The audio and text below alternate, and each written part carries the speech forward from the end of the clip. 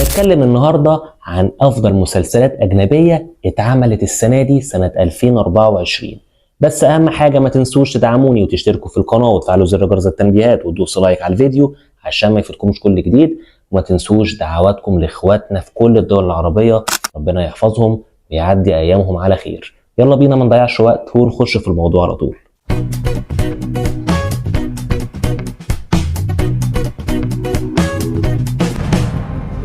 ومعنا أول مسلسل لازم نتكلم عليه، هو المسلسل اللي قالب الدنيا كلها سنة 2024 السنة دي، وهو مسلسل ذا بينجوين.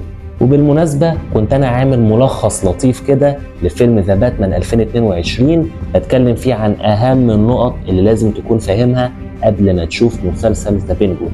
هسيب لكم لينك الفيديو ده في الديسكريبشن تحت. المسلسل بيركز على شخصية البطريق اللي قام بدوره كولين فارل في الفيلم. المسلسل بيحكي عن صعود البطريق في عالم الجريمة في جوثام بعد اللي حصل في فيلم ذا باتمان. هيورينا ازاي البطريق بيتحرك في الصراعات بين العصابات عشان يبقى زعيم الجريمة الأول. كل حاجة ممتازة في المسلسل، من القصة، التصوير، الإخراج، التمثيل العظيم لكل أبطال المسلسل. كمان وجود شخصية زي صوفيا فالكوني هيزود الصراعات والعمق الدرامي لأحداث القصة. احنا مش هنتفرج على مسلسل عادي، هنتفرج على ميلاد زعيم جديد في عالم جوثام الإجرامي. وأحب أثني على فريق المكياج اللي حول كولين فارل من كده لكده. التفاصيل اللي قدموها في وجه البطريق مش مجرد مكياج عادي، ده فن حقيقي، من أول التجاعيد اللي بتحكي قصص صعبة لملامح وش بتديك إحساس بالقسوة والدهاء، لدرجة إنك لو شفت فارل في الحياة الواقعية هتسأل هل هو ده نفس الشخص فعلا؟ وافتكروا ده هيكون واحد من أعظم المسلسلات في التاريخ قريب، وهنضحك عليه قريب. وده دليل إن HBO Max دايما بتقدم أعمال بجودة عظيمة جدا مش بتتكرر. استعد إن أنت تشوف أداء عظيم جدا تمثيلي وأكشن وخيانات وعالم جريمة مظلم يخليك مشدود من أول مشهد في المسلسل لآخر مشهد في المسلسل. Whoever controls the drug business controls the streets. I'll be running the whole damn trade. تاني مسلسل لازم اتكلم عليه النهارده وهو مسلسل باتشينكو، والجزء الثاني اتعرض السنه دي سنه 2024، والجزئين اعظم من بعض، بالذات الجزء الثاني. المسلسل مقتبس من الروايه الشهيره بنفس الاسم للكاتبه مينجي لي، ومسلسل بيتعرض على ابل تي في. ومسلسل بيحكي عن أجيال من عائلة كورية بتعاني من التحديات والصراعات بداية من الاحتلال الياباني لكوريا في أوائل القرن العشرين لحد الفترة الحديثة. القصة بتركز على سونجا اللي بتمثل رمز القوة والمثابرة وسط ظروف اجتماعية وسياسية قاسية. باتشينكو مش مجرد قصة عن معاناة، دي ملحمة عن الهوية والحب والتضحيات اللي بتقدمها علشان نحافظ على العيلة والأحلام. المسلسل متصور بلغات متعددة، الكورية واليابانية والإنجليزية، وده بيضيف مصداقية وواقعية. الممثلين كلهم من الكبير للصغير قدموا أدوار تمثيلية أقل ما يقال عليها هي تحفة فنية، تحفة فنية تمثيلية حرفيا. كلها أدوار عظيمة جدا مليانة إحساس وعمق. بصريا المسلسل تحفة فنية، لأنك بتشوف لوحة فنية بتترسم، مش ببالغ، انت ممكن تشوف ان دي مبالغة، بس المسلسل فعلا بصريا تحفة فنية مع موسيقى تصويرية بتمس القلب حرفيا. القصة بتمس قضايا منهم التمييز، الهوية الثقافية، الغربة، وبتقدمها بشكل حساس جدا.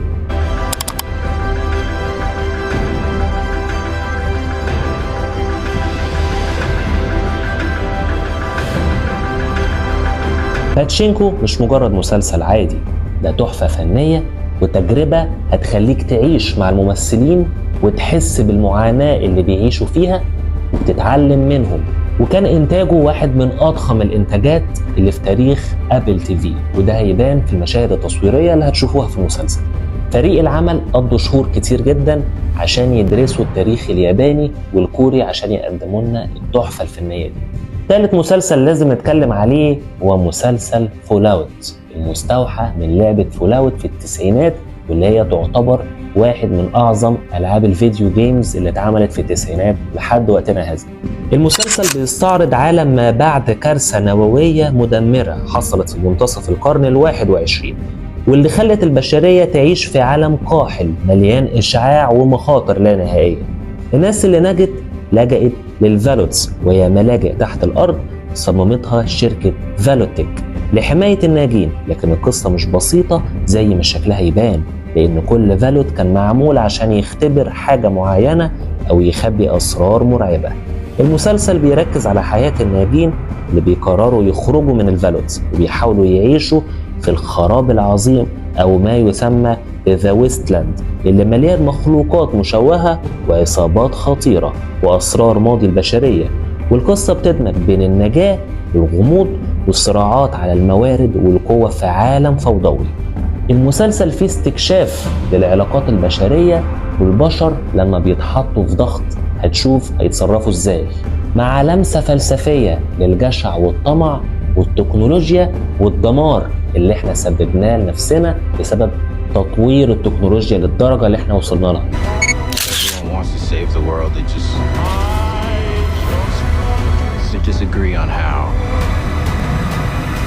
القصة بتجمع بين الأكشن، الدراما، الخيال العلمي، وده كله في عالم مليان روبوتس وعملات غريبة هتشوفها لأول مرة. الأحداث بتوازن بين استكشاف الماضي اللي أدى لكارثة حصلت في الحاضر وهتحصل في المستقبل.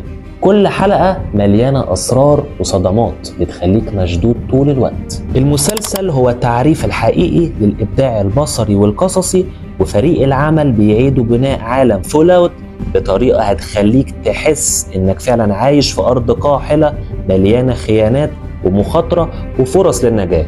من المسلسلات اللي لازم أتكلم عنها وهو مسلسل بريسومد إنوسنت. هو مسلسل درامي مثير مبني على الرواية الكلاسيكية للكاتب سكوت تورب. المسلسل بيحكي عن روزاتي، هو مساعد المدعي العام اللي حياته بتنقلب رأسا على عقب لما بيتم اتهامه بقتل زميلته كارولين اللي كان على علاقة سرية بيها. القصة مش مجرد قضية قتل، دي رحلة نفسية مليانة غموض وأسئلة أخلاقية بتتعمق في صراعات البشر مع الحب والسلطة والخيانة. المسلسل بيركز على تأثير القضية على حياة روزاتي الشخصية والمهنية وعلى المحيطين بيه، ومع تطور الأحداث الأسرار اللي بتخرج للنور بتخلي المشاهد دايما في حالة شك هل هو فعلا القاتل ولا بريء. مسلسل بريسومد إنوسنت مش مجرد مسلسل عادي، ده دراما نفسية متقنة بتخليك تتحط في قلب العاصفة مع الأداء التمثيلي العظيم لكل أبطال العمل. السيناريو مكتوب بعناية جميلة جدا بتخليك مشدود طول الوقت كل مشهد. الإخراج بصريا تحفة فنية بألوان وأجواء بتعكس الغموض والتوتر النفسي للشخصيات. المسلسل مش بس عن الجريمة، ده عن الإنسان وضعفه لما بيتواجه مع أقصى درجات الضغط والخيانة. القصة مستوحاة من قصص حقيقية اتعرض ليها الكاتب أيام ما كان بيشتغل محامي، لأن الكاتب كان محامي. في شخصيات جانبية كانت بتشتغل مع بطل القصة في نفس المكتب اللي كان بيشتغل فيه.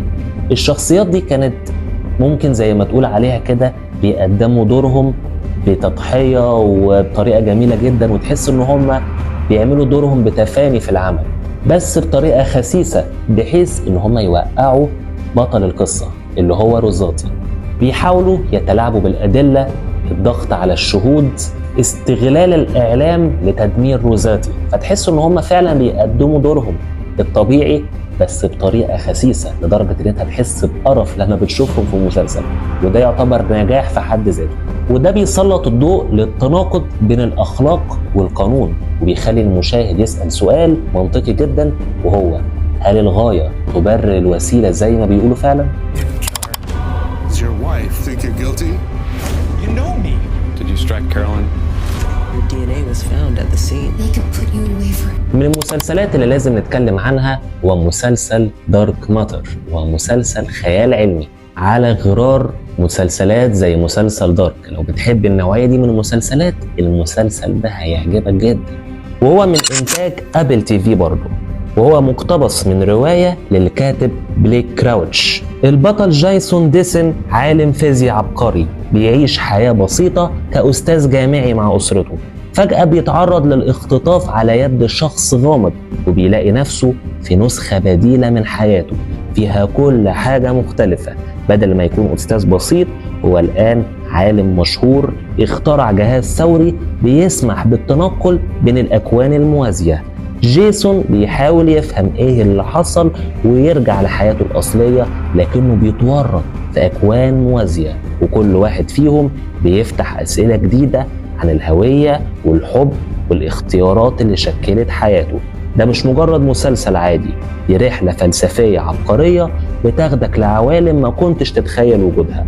كل حلقة هتلاقي فيها إثارة ودهشة لدرجة إن أنت ممكن ما تقدرش تشيل عينيك من الشاشة، زي ما بيقولوا كده مش هتقدر تغمض عينيك. القصة مكتوبة بإتقان مبالغ فيه لدرجة إن أنت ممكن تسأل طول مدة المسلسل في أي مشهد ماذا لو. طول الوقت بتقعد تسأل نفس السؤال ده، إيه اللي هيحصل لو حصل كذا.